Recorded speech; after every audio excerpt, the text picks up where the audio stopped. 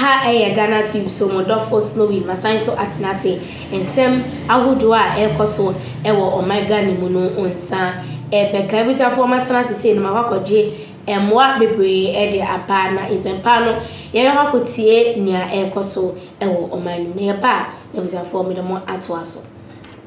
Bank of Ghana Governor Dr. Johnson Isiema has maintained that checking what he described as stubborn inflation remains a major priority.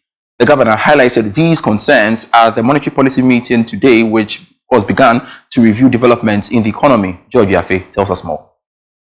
Speaking at the opening of the Monetary Policy Committee meeting, Bank of Ghana Governor Dr. Johnson Isiema expressed concern about the pace of inflation rate reduction, arguing that this puts some pressure on them to act quickly to correct the situation. While inflation is easing, I'm sure you have gone through your blue books. It remains uncomfortably high, and I must emphasize the word uncomfortably. Remains high at over 23%, and progress has been slow, particularly on a month-on-month basis. For instance, structural drivers of food inflation remain persistent. The governor also had some good news, especially for those that were worried that Ghana may not pass this fourth IMF program review.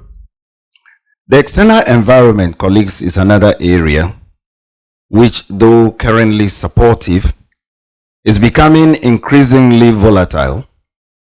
We've seen a strong trade surplus, and we've seen some solid reserve buildup, as the data in the Blue Book will show, and these on the back of gold exports and remittance flows. But colleagues, we also see a possible escalation in global tariff wars. We also see rising geopolitical tensions, and we see a weakening in Chinese demand, which could shift the dynamics. These global factors could also have spillover effects on inflation going forward, capital flows, and could also affect exchange rate stability going forward. Domestically, colleagues, the 2024 fiscal outing, as you've seen in the data, has been expansionary, with the deficit exceeding program targets.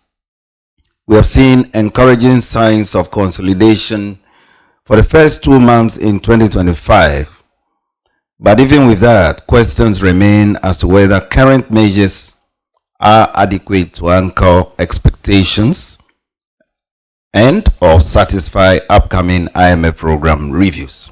He also revealed that more reforms are needed in the banking sector to fast-track the expected stability and growth that we're all looking forward to. While the private sector credit is recovering in nominal terms, real credit growth remains modest.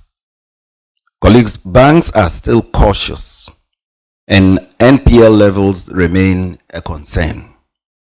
Meanwhile, our microfinance and rural banking sectors are stagnating, although showing some signs of stability.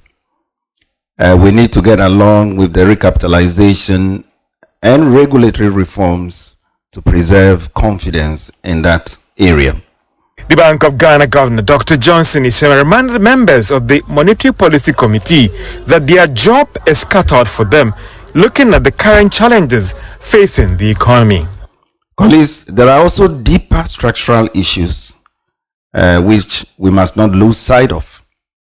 For example, the underinvestment when it comes to agriculture, the persistent exchange rate misalignments that we contend with, and the need to deepen domestic financial markets, particularly after the DDEP and its impacts.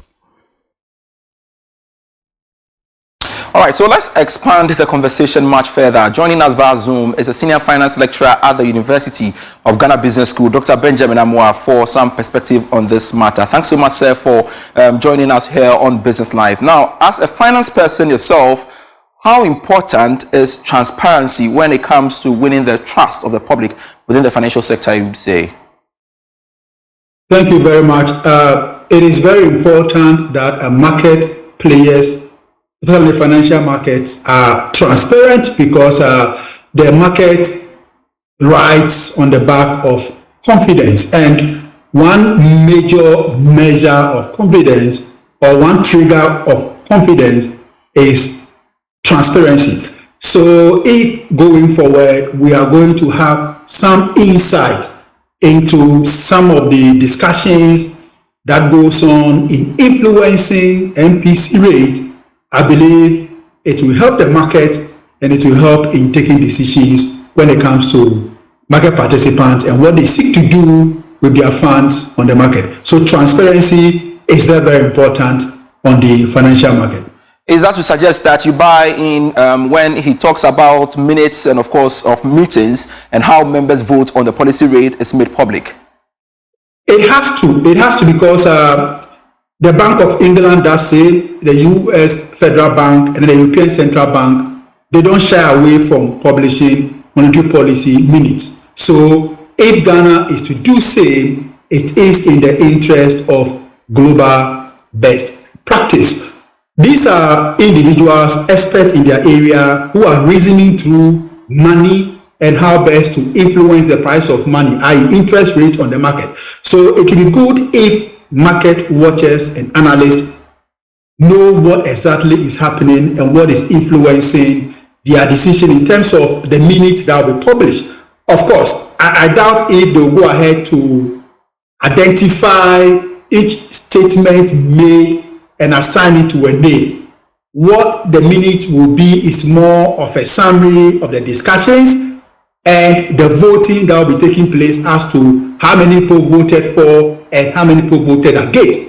In terms of matching the details of the vote to the membership or the members of the Monetary Policy Committee, I doubt if the central bank will do that. But it is good that at least the market is having some insight into what is happening.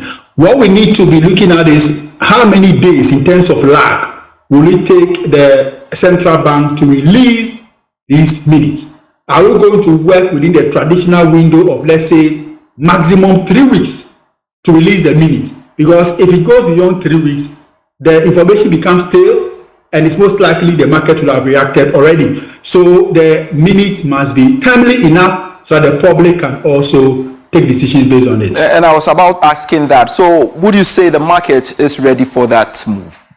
Yeah, the market is ready because so many things are happening on our market, and you want to let the market follow the numbers and follow the central bank. You want the market to trust, you want the public to trust the central bank. And so if information like this will come, and it will come in a timely manner, I believe strongly that the market will make good use of it. So indeed, the market is prepared and we are eager to have such minutes. Yo, ya have here and some no about bit me at the comments about comment section. Measure I can kind of na at the amount of make I will say aha Ghanatube so in some air by or my Ghana Nina no on sa Erica on subscribe na face so found sa emi notification bell no so send your bear and send no ye the 2 mana when no in temper so sisi ade macram.